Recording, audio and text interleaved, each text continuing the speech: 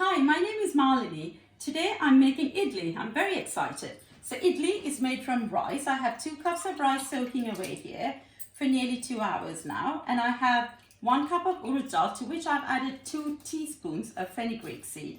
So now that it's soaked, I'm going to grind it together and then leave it to ferment and to rise a bit for a further 2 hours. In that meantime, I'm going to show you how to make a butternut squash curry with paneer, which is a vegetarian cheese. And I'm going to make something called a sambar. Sambar is the most popular accompaniment for idli. That is a combination of various vegetables, and the base could be either chana dal or chickpeas, or green lentils, or even lentil, the orange lentil. So I'm going to use the orange lentil so it gives a beautiful color once it's cooked. To that I'll add a few vegetables. I'm adding aubergine, and I'm going to first grill it before I add it to the sambar, because if you grill aubergine, it brings out the sugar and all the lovely flavors in it.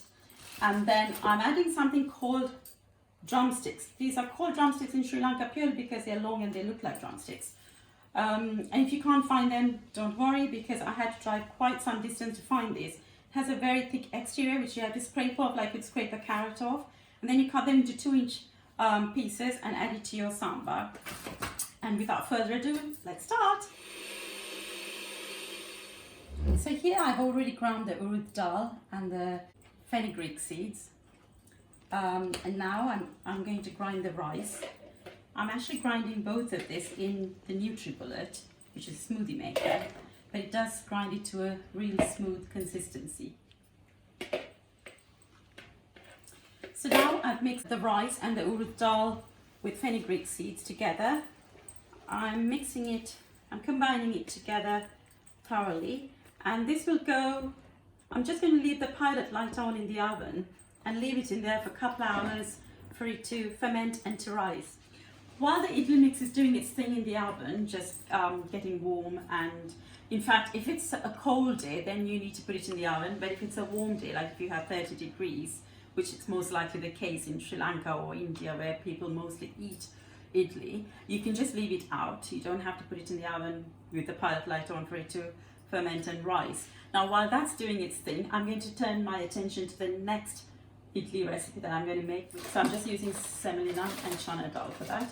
This is a favorite of children because children love the flavor. It's got butter in it.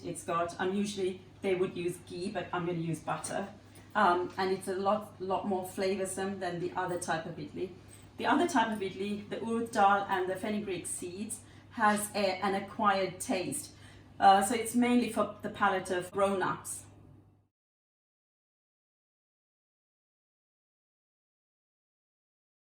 We have to always wash our hands every time you touch chicken.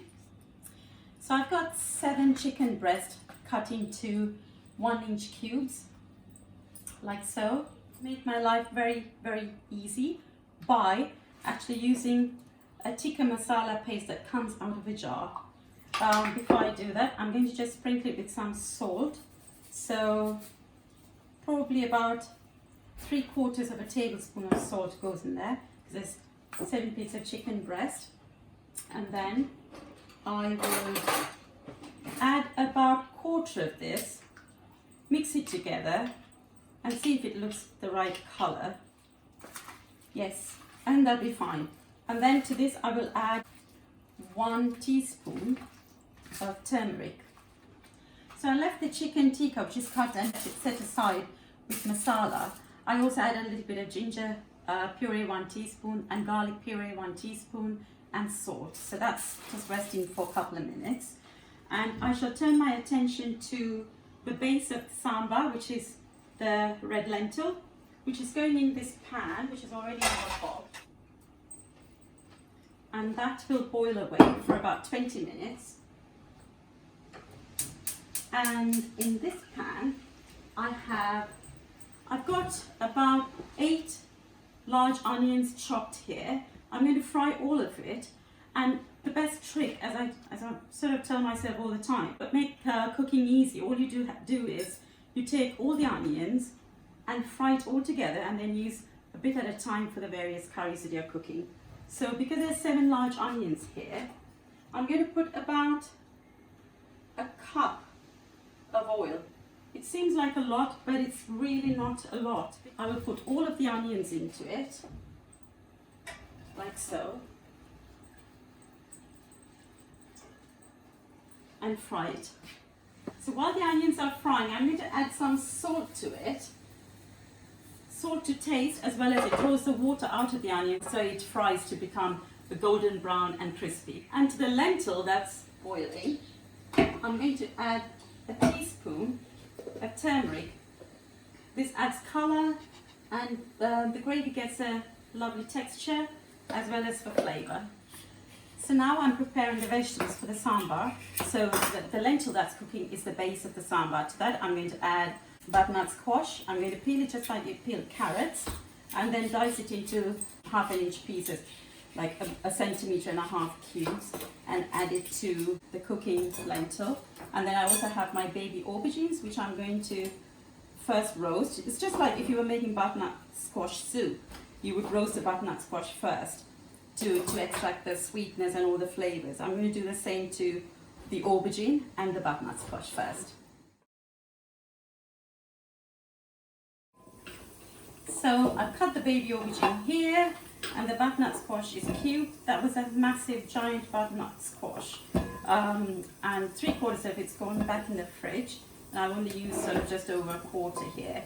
And now I'm going to just sprinkle it with some salt, and I shall now gently toast it on the hob in a pan with a spoon of oil.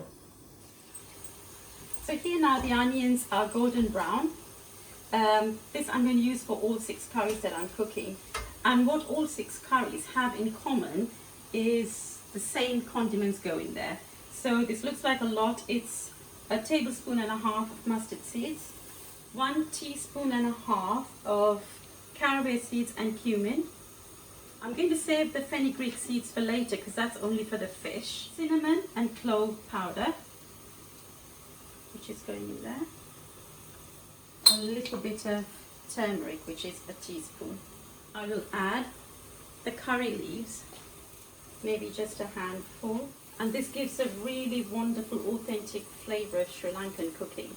I mean, it's very fragrant, and as soon as you smell this, you almost get transported to Sri Lanka and you think that you're there already. I will add 2 of lemongrass, and this they call it Sarah. That's lemongrass going in there. So just keep that turning so it doesn't get burnt. I'm going to use this for all of my curry, so it seems like a lot, but it's going to get distributed. And to that, I'm not going to use the cinnamon bark because I put the cinnamon powder in there. And then this one is called rumpa. It's a leaf. It has the most amazing flavor, and you can use it in almost every Sri Lankan curry. And then lastly, I'm going to add the garlic, because garlic burns very quickly, so that should be the last item you will add to your onion mixture. So now that is the base spices for all the curries that I'm making, and it looks beautiful. So I've got 2 pans on the hob here. One is slightly larger than the other. I'm just going to fry up the top of the butternut squash like so. Because I told you that this is the base of the sambar, and before I add this to the sambar, I'm just going to fry it off on the top, and I may have to do this in 2 batches. And then in the other pan, I'm going to fry off the baby aubergine, and that too gets added to the sambar over here. So the butternut squash is frying away. The first batch is already out there, and then the second batch of the baby aubergine is still frying. Now I'm preparing the drumsticks, which is also known as murunga or murunga in Tamil. So this is how you do it. You just ever so slightly peel the top off like so. Actually scrape it off, it's quite tough. You would then, with a knife, about 1.5 inch pieces like so. like so, and then I'll add it to the sambar. These carrots, peas and sweet corn started off like in the supermarket in a bag like this, frozen. So I've just taken it and I'm going to put that in here. So this actually saves a lot of work. I don't have to peel and cut any of these vegetables. So I'm going to add this to the sambar. So here's the base of the sambar. So we have the lentil that's cooked away. I've just put the murunga, the drumsticks, into it. To that I'm going to add the frozen vegetables, which is thawed, and I've just strained all the ice from it and added 1 cup of water. So that gets added to the sambar. Remember all the onions and all the condiments that were fried? So some of that is going in there. So I would say a spoon that size, so about 4 tablespoons of this will go in the sambar to flavor the soupy gravy. That's the paneer, which I'm going to just toast in oil on both sides before I add it to the butternut squash. So here in this pan I have the toasted or roasted butternut squash, and then here I have the roasted paneer. So I'm going to combine the two together like so. So it's only just toasted on the outside, so it needs further cooking. So it's going to go in here. To that I will add 1 cup of water and 1 cup of single cream. I know it looks like a lot, but you need that to add lusciousness to it. I will add the onion and the condiment mix that I did before. So that goes in there, about 2 tablespoons. Just stir it and cover it and leave it to cook for about 10 minutes. Sambar is now done. It's bubbling away beautifully, and that color is what I expected it to be like. And then all the frozen vegetables that I added at the end is all beautifully done. It's just right, it's not overcooked. To that I will add 1 large green chili, but remember this is not the hot green chili. This one is with the 2 bars, so it's not too hot. It'll just give a very slight heat to it. And then I will just leave it on a side. For those who don't want chili heat can leave it. And I will turn that off, and that's now ready. And here we have the butternut squash and the paneer bubbling away in the cream. To that I will add 1 tablespoon of coriander powder, ground coriander. And I will also add half a teaspoon of turmeric. And I'm going to reduce the flame for it to simmer for about a further 5 minutes. And then that will be ready. So while that's happening, I will turn my attention to the fried aubergine. You've seen me make this once before. To that I will add the fried condiments. So here goes half a tin of chopped tomatoes, and then that's going to simmer away on the hob for about 5 minutes. So the aubergine here is bubbling away in that chopped tomato sauce. And now, a trick with any curry or anything that you prepare with tomatoes, you have to add, it would be a good idea to add a little bit of sugar just to cut the acidity of the tomatoes. So that's done. So these are now completely cooked. I shall turn off the heat. So here I have on the hob 2 pans on the go. One, they're both on medium heat. So, and this is the last of my fried onions, garlic, and all the condiments. So I'm separating into 2 halves. One's going in here, and this is going to form the fish base for the fish gravy, and this one is for the chicken tikka. To that I'm going to add some fenugreek seeds, half a teaspoon, dill. Fish and dill are a marriage made in heaven, so that goes in there. A teaspoon of turmeric, a tin and a half of chopped tomatoes, and then to that I will add a cup of single cream and a cup of water, and I will bring it to a bubble, to a boil. And when it starts to bubble, I will add the fish and add the curry paste. So now that's been bubbling away. I'm just going to put a teaspoon of ginger into that, stir it, and I'm going to add the piece of fish. Here I have 4 pieces of tuna. They started off life in the supermarket as frozen fish, and I thawed it and washed it thoroughly. So the 4 pieces of tuna. So tuna is a red fish, and then I'm also adding 4 pieces of cod. So you have a mixture of 2 types of fish in there. So once you put the fish into your gravy that you prepared, try not to stir it. Just leave it to cook gently for about 30 minutes. So here the fish gravy is bubbling away and the fish is in there, it's cooking. It just needs a further 5 minutes. And here I have a frying pan. To that I'm going to add just a little bit of oil to cover the base of the pan. And I will also add about a tablespoon of butter, like so. Once it's hot, you'll see the butter dissolving. At that point, I will add the chicken tikka, which has been in this masala for about 2 hours now. So I'll start to fry that.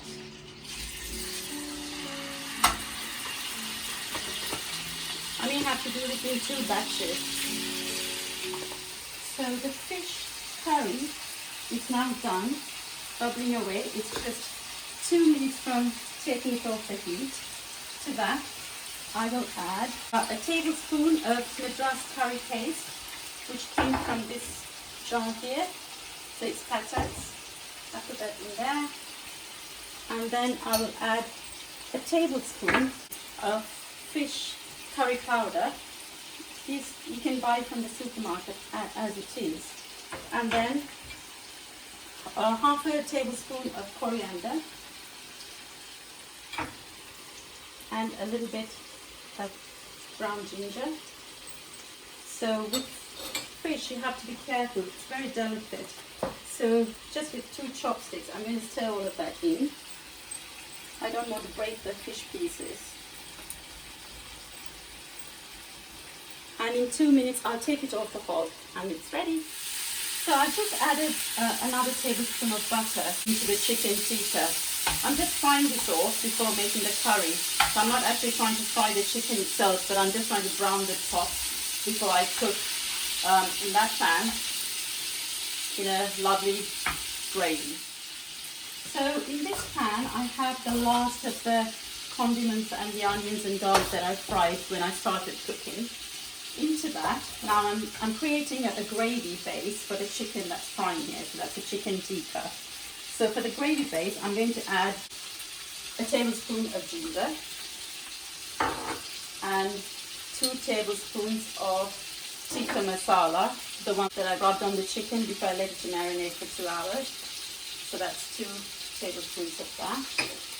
And then 1 tablespoon of coriander, and then 1 tablespoon of turmeric, and 1 teaspoon of chili. And to the gravy, 1 cup of yogurt, overflowing, a cup of water, half of double cream. And now I will combine everything together so it looks like that. So that's the gravy base for the chicken tikka. So although I put the same chicken tikka paste on the chicken before I let it marinate, I've done it again here because I've added water, cream, yogurt. All of that has to be seasoned and all of that needs some curry paste as well. So I also have to add some salt to taste. So that's the first time I'm putting salt in there. So that's about half a tablespoon of salt. Stir it well. And it's about to come to a bubble now. So that's a lovely gravy right there. So I start adding the chicken that's cooked, that's fried and kept on the side. I shall very gently add the chicken to it and leave it to bubble away. This one's done. So I will add the chicken as well. So the chicken's been frying, or rather the outer getting brown, on all sides for about 10 minutes there. So the chicken approximately needs a total cooking of about 40 minutes. So it's already had its 10 minutes. So here it's just going to bubble away for about 20 minutes and it will be done. Now the chicken has just its last 5 minutes and I'm going to add about two of these spoonfuls of plum tomato cut in half, a spoon of coriander, maybe 3 tablespoons of coriander on the top to garnish, and the chicken tikka is now ready. So if you remember at the beginning of the video we had the urad dal and the rice and the fenugreek seeds all ground, mixed together, left to ferment. It's still doing that in the oven. This is my second type of idli that I'm going to make. This is going to be a children's favorite. So you can use any oil. Here I'm using avocado oil because I happen to have this in my cupboard not being used. About a knob of butter, I would say a tablespoon of butter. To that I will add about 100 grams of chana dal, it's dry. And once it's fried, I will then add 100 grams of cashew nuts, which I've halved, and I'll also add 500 grams of semolina. So here the chana dal is now golden brown and it's ready cooked. So I'm going to add the cashew nuts. The cashew nuts will get cooked very quickly. So ordinarily when people make this, they would add the usual garlic, ginger, onions, turmeric, chopped chilies, mustard seeds and all of that. But I want to keep this very simple because our curries have got quite a lot of onions and garlic. So I want to keep this one simple. So now the cashew nuts are turning slightly yellow. To that I will add 500 grams of semolina. I will just toss it a bit, like so. This process will take about 2 minutes. And now I add 1 cup of water.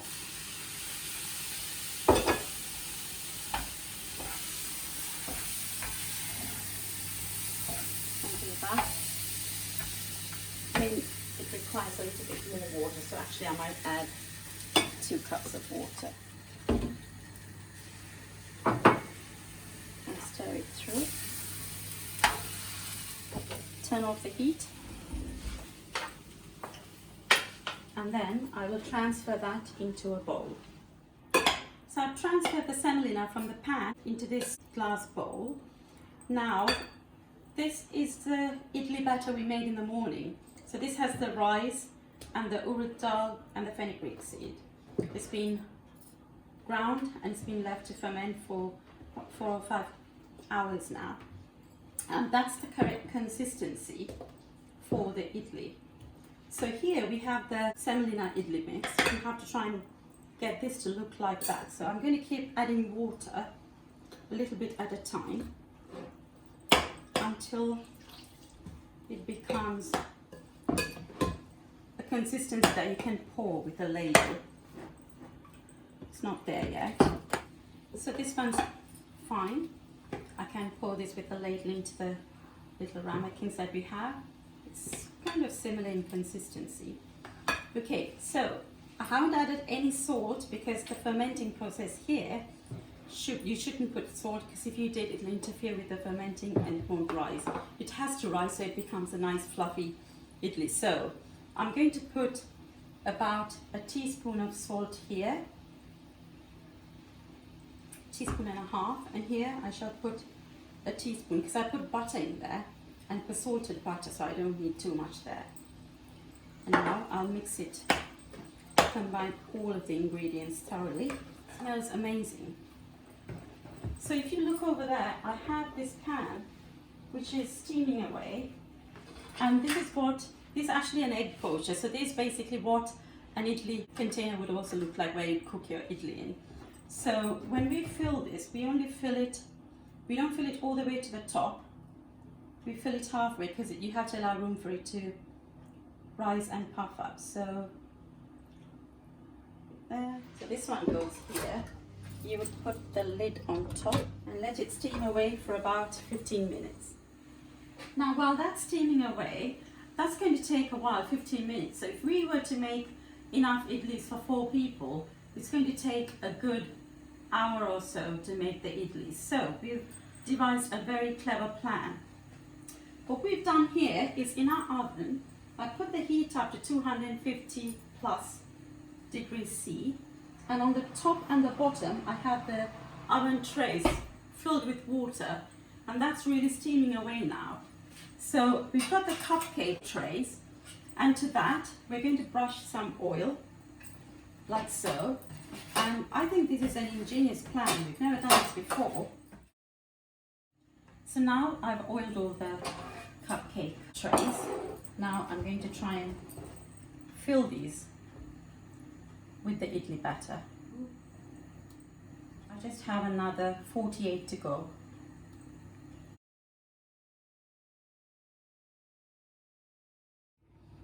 So I've just divided all the idli mix into the 4 cupcake trays. They're going to go in the oven now.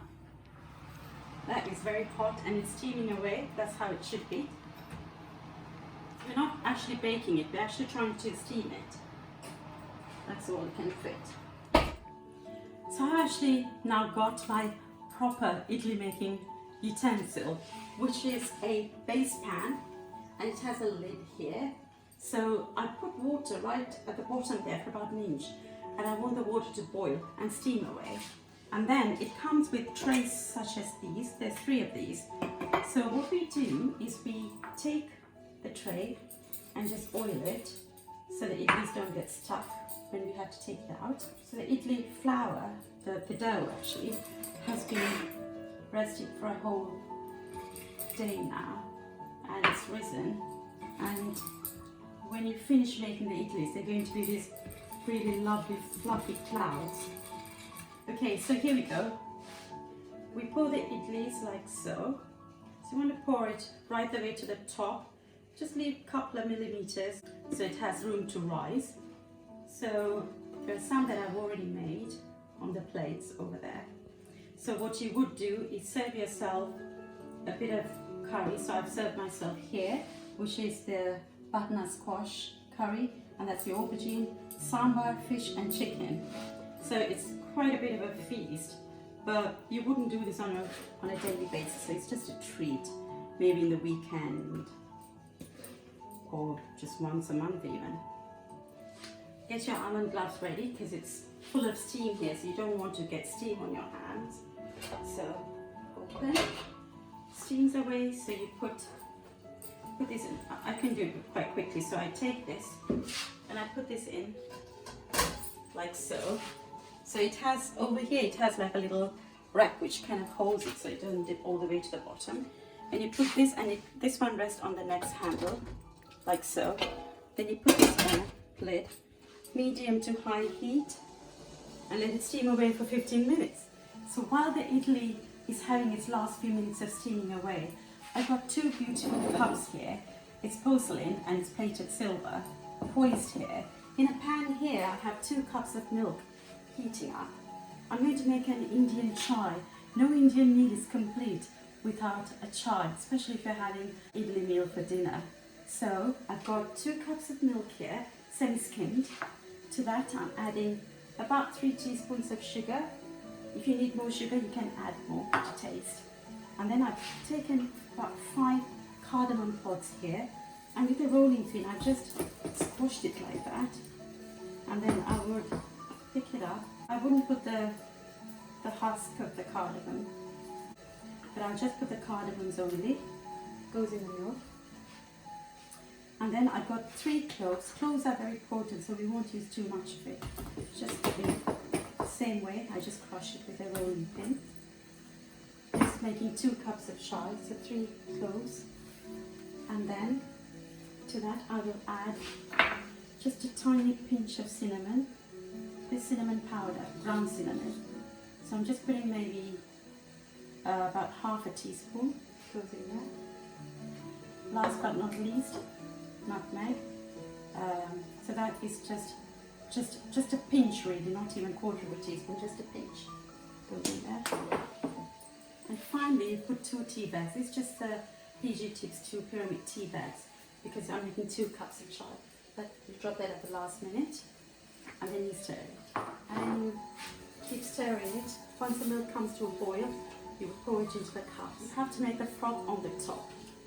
So the idlis have had their 15 minutes of steaming, so I'm turning the heat off. Until you're very familiar with making idli in a pan, always remember to use oven gloves because you don't want the hot steam on your hands. So here we go. That's what they look like when they come out. Here they are. So I would use my rubber spatula to ease them out so they don't break.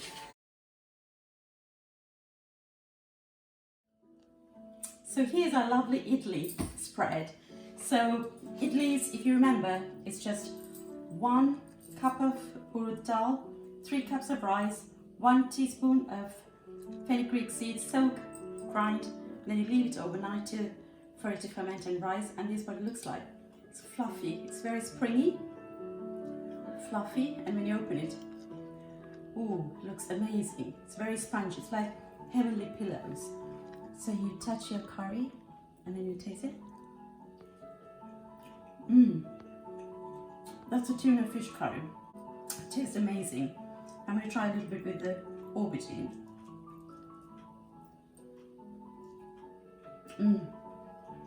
You have to try it at home. It's delicious. Okay, so now I'm going to serve some food. Right here I have some chicken curry. Looks really tasty. Butternut squash and paneer right here. I'll go with that. Next up is fish. There, it's a big fillet. I can't tell if that's cod or tuna, but I'll find out. I'll go for some of this as well. That's a sambar, Rosie. Aubergine and tomato. Looks really yummy as well. But of course, some of these idlis. So That's a semolina idli. It's known as a rava idli. And I'll take a white one. I think I'll go for the blue juice. I'm going to show you what I'm doing with my tea now. So the tea bags have now brewed. So it looks like this. So I've stirred it. So this is Indian chai. So if you remember, 3 cloves, about 4 cardamom pods. And then when you pour it into your cup, you want that froth on top. So you're going to do something like this, slightly hold it at a height. So you just need to create that froth on the top. I made 2 cups, one for Rosie, my camera lady. Here you go, Rosie. Oh my God, that is so amazing. Cheers, Rosie.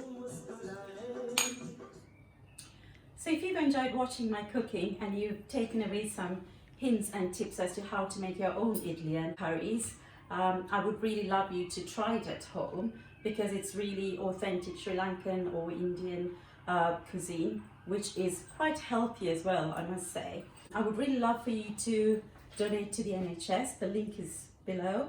I've just copied a generic link from the internet. There are so many different ways of giving to NHS charities, and this is just one of them. As I said before, I myself donated through Captain Tom's website earlier, and so I would really love for you to donate.